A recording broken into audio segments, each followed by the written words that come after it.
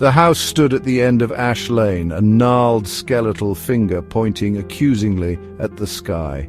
Twisted branches, like the grasping claws of some ancient beast, scraped against its decaying shingles. The paint peeled, revealing rotting wood beneath, a sickly jaundiced yellow in the dying light.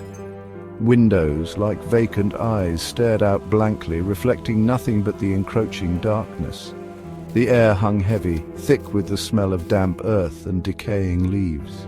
A chill wind whispered through the overgrown yard, rustling dead leaves and sending shivers down the spine. The house seemed to sigh, a low groan that echoed the creaking of the ancient oak at its side. It was a place forgotten, swallowed by time and shadow, and yet it beckoned. Kara, a pragmatic university student with a shoestring budget, saw only the practicality of the situation. The rent was ridiculously low. The location, while isolated, was within biking distance of campus, and the landlord seemed almost desperate to secure a tenant. She dismissed the unsettling feeling in her gut as nerves, telling herself it was just the strangeness of a new place. The old landlord, his face a web of wrinkles and worry lines, handed her the keys. His hand trembled and his pale eyes held a strange mixture of relief and warning. He mumbled something about respecting the house, about being careful. Kara, focused on moving in, and the mountain of textbooks waiting on her desk, barely registered his words. The first whispers started subtly, almost imperceptibly, a soft sigh on the wind, a rustle in the dead of night. Kara initially dismissed them as the creaking of an old house, the sounds of settling wood and shifting foundation. But the whispers grew bolder, more insistent.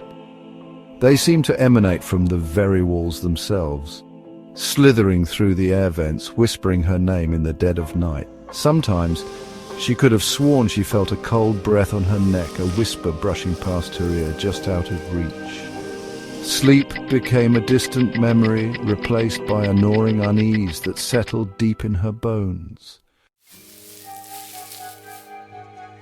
Then came the movement, objects misplaced, shadows shifting at the edge of her vision. A book, left open on the table, would be found closed, a page inexplicably turned. A cup, left on the counter, would be discovered shattered on the floor, shards scattered like broken promises. The house seemed to be alive, breathing around her, watching her with unseen eyes. Panic, cold and clammy, began to grip her. She tried to rationalize, to explain away the events as tricks of the light, her own exhaustion playing games with her mind. But deep down, a primal fear began to take root. One night, exploring the musty attic, she stumbled upon it, a door, concealed behind a tattered tapestry. It was old, the wood warped and cracked, a single iron latch securing it. An unnatural stillness seemed to emanate from it, a void in the cacophony of whispers that now permeated the house. Curiosity, that age-old siren song, whispered in her ear, urging her closer. She knew she shouldn't, that some doors are best left unopened. But the whispers had become a torment, and perhaps, she reasoned, this held the key to silencing them. With a deep breath, she reached for the latch. The latch yielded with a groan, sending up a plume of dust that danced in the single shaft of moonlight filtering through the attic window. The air grew instantly colder, a bone-chilling cold that seemed to seep into her very marrow.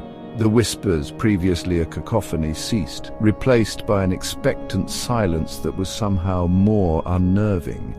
Hesitantly, she pushed the door open. The darkness within seemed to writhe, a living, breathing entity. It was not an empty darkness, but a suffocating void, an abyss that seemed to suck the very light from the room. And then from the depths, she heard it, a single chilling whisper, her name spoken with an icy dread that sent shivers down her spine. Drawn by an unseen force, she found herself stepping closer, peering into the abyss. The darkness began to shift, taking on forms, shapes coalescing from the shadows. Faces, pale and gaunt, with eyes that burned with a cold, hungry light, stared back at her. They whispered her name, a chorus of despair and longing, their voices echoing the whispers that had haunted her nights. Terror, raw and primal, flooded her, the realization dawning that she had stumbled upon something ancient, something evil, something from which there was no escape. She tried to back away, to slam the door shut, but it was too late. The darkness surged forward, tendrils of shadow wrapping around her ankles, dragging her inexorably towards the abyss. Her screams were swallowed by the void, her pleas for help lost in the chorus of whispers that rose from the pit.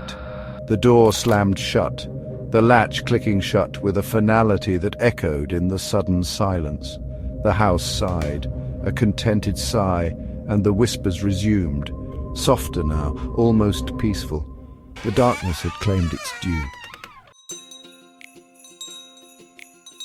The next morning, the old "For Rent" sign, weathered and faded, hung crookedly in the front yard. The whispers continued, a constant hum beneath the floorboards behind the walls. The house on Ash Lane stood silent, waiting, its secret secure. It would not be long before another unsuspecting soul, lured by the promise of cheap rent and a convenient location, would answer its call. The cycle would continue, a never-ending dance between the living and the shadows. A haunting reminder that some doors are best left unopened, some secrets better left buried.